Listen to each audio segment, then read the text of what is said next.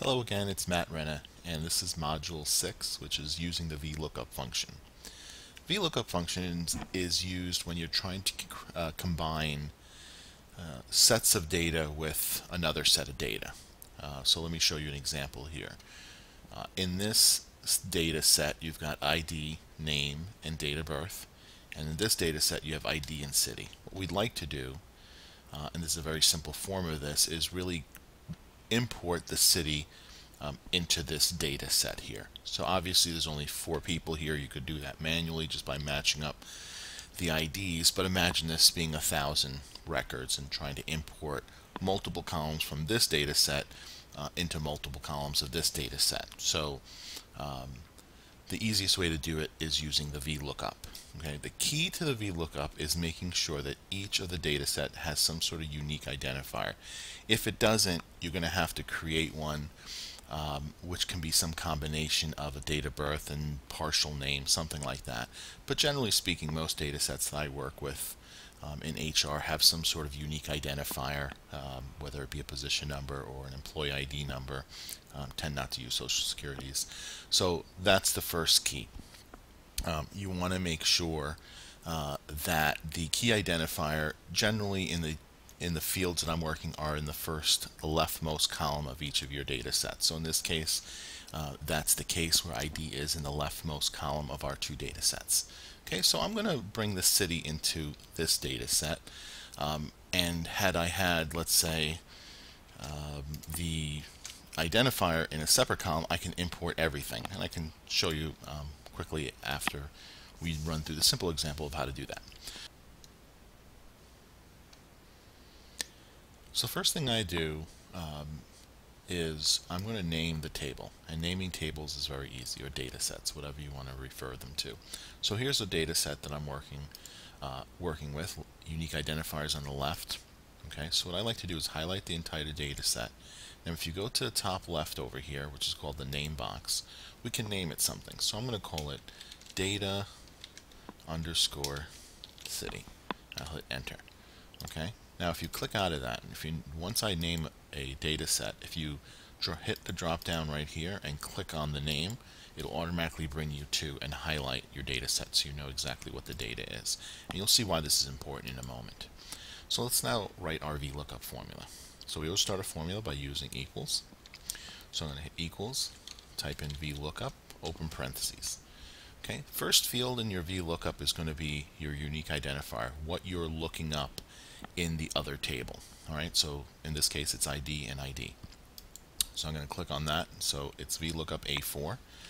Then it's going to say, well, you want me to look up that ID in what data set or table do you want me to look up? Now I can highlight this, and you can do it that way. Actually, it automatically converted it to name, but had I just wanted, let's say, the first 3 columns, you could see that it puts in the range using the cells. Why I don't like to do that is because when you copy that, sometimes it changes the range that you're using, because when you copy things, it'll start shifting the range. So I don't like to do that. I like to use the name, and this way it will remain when I copy that formula.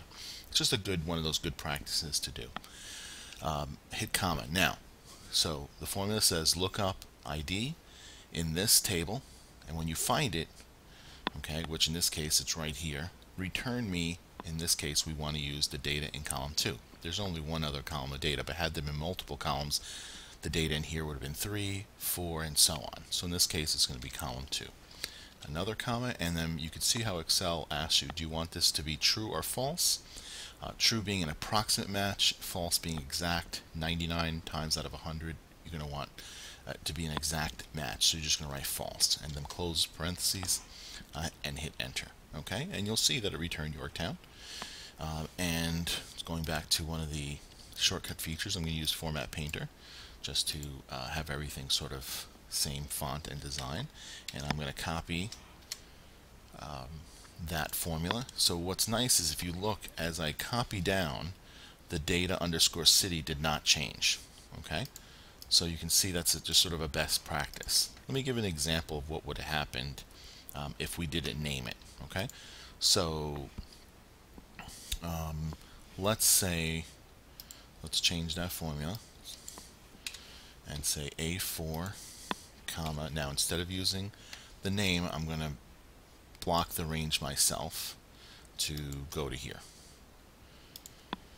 Alright, and then I'm going to say return me column 2 and only exact matches. Now it worked, right? Which it should. But as you copy it down, okay, you can see it. What happened was the range, which in the first formula was F4 to G8, now shifted to F5 to G9, F6 to G10, and by the time we got down to this line, the table range shifted so far down that it couldn't look up the data. So this is an example of why you don't want to get out of using the best practice of the name. So let's go back in here and just change that to data underscore city and copy. And there you go. So let's now do it across several data. So now I have my data in unique identifier here. I'm going to name this table, okay, and I'm going to call that demographic data underscore data. Okay, so now the way I want my output in this table is to have name, city, and date of birth. Alright, so let's write the formula equals VLOOKUP. I'm going to look up my unique identifier. I want to look in the table demographic data. Okay, I want you to return me the name is in column 1, 2, and I want exact matches. Alright, now let's do the city, which is in a different table. That's in this table. So I'm going to say VLOOKUP, my unique identifier, in the table data city, return me column 2, and exact matches false. And then lastly, one more time, VLOOKUP, key identifier. Now this is going to be in this table here, which is demographic data, double click. Now this is return me column 1, 2, 3, and false. Okay. Now, something interesting happened, which is that doesn't look like the date of birth here. That's how Excel does dates. It converts it to these numbers. All we'll have to use is the format painter to copy the formatting from there, and we'll be fine. And there you go. And while we're at it, why don't we just copy the formatting. Alright, we can copy our formulas down, and now you can see this is all formulas. Okay, these are all formulas, and if we want to also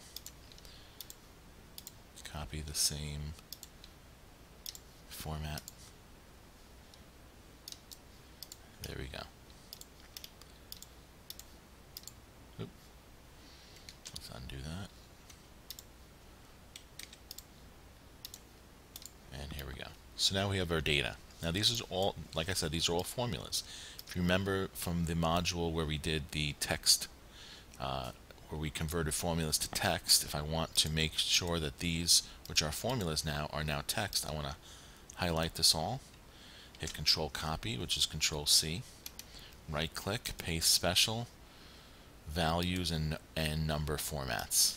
Hit OK, and then as you can see when I click in after hitting Escape, everything now is a value. The formulas are no longer there. So that's using the VLOOKUP function.